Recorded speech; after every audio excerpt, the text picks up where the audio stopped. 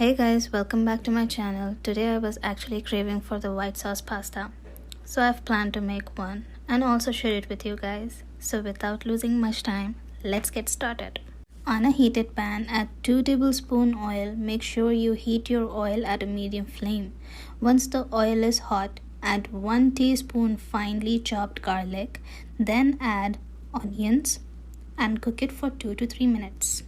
Now that our onions are slightly brown, you can add chopped veggies. You can add any veggies you like, but the veggies I've used here is already in the description below. Now here, make sure you make your veggies slightly cooked, not overcooked.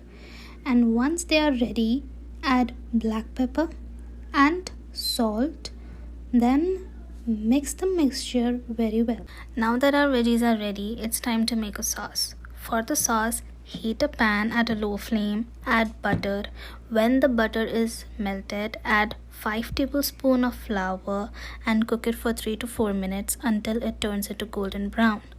Once it is golden, add milk to the mixture while mixing it simultaneously so that we don't get any lumps. The sauce is nicely mixed. It's time to add salt, black pepper powder,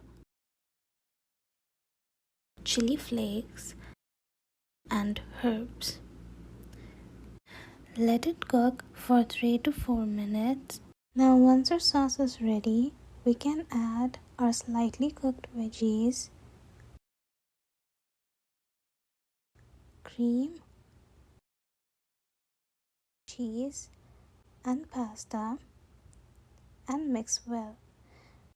Let it cook for 3 to 4 minutes so that our veggies and pasta get nicely coated with our sauce. Now it is ready to dig in.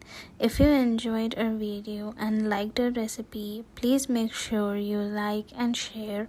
Also for the new recipe, don't forget to subscribe my channel. Thank you for watching. See you in the next video. Bye bye.